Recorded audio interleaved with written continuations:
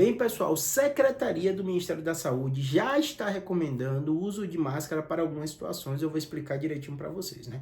Primeira coisa que você tem que entender é o seguinte: a gente viveu aquele queda do número de casos, as pessoas foram se vacinar e a gente viveu um período muito importante de calmaria aqui no Brasil.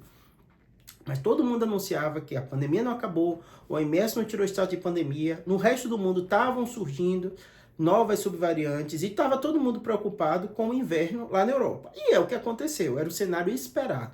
Começou a aumentar o número de casos, né?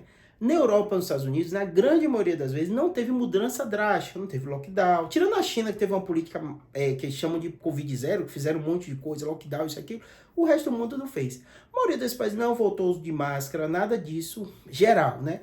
Mas algumas situações específicas, e aí entra essa política da Secretaria do Ministério da Saúde, que são pessoas de risco. Imunossupresso, grávida, idoso, né? São pessoas que elas estão mais frágeis. Se está aumentando o número de casos, o que é que ela vai fazer? Utilizar a máscara dela. Então já tem essa recomendação. Vou deixar aqui também para quem for mais curioso, quiser ler. Mas é uma situação bem específica. Nada como a gente viu da outra vez. Lembrando, isso é apenas uma recomendação. Não vai ter provavelmente obrigatoriedade, não vai ter conferência. Pelo menos é a tendência. Se não aconteceu isso na Europa, nos Estados Unidos, que já aumentou o número de casos, muito provavelmente isso não vai acontecer no Brasil. Óbvio, né? Epidemia, pandemia é tudo dinâmico, né? Tem uma mutação, tem alguma coisa mais séria, pode ser que se mude essa política. Mas hoje não é o cenário que parece que vai acontecer.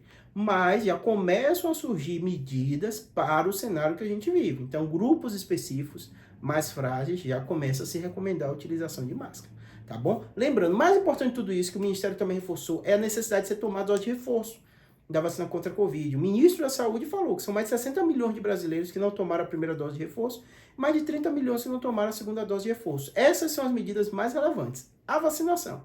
Depois vão ter essas medidas pontuais, inclusive essa questão de recomendação de máscara. Eu fiz vídeo para vocês, situações específicas de escola, de criança, como cresceu também outros quadros. Algumas escolas aqui de São Paulo recomendaram o uso de máscara dentro da sala. Mas sempre eu acredito, né, e a tendência que aconteça vão ser situações pontuais, que a gente tem que ficar atento. Espero que tenha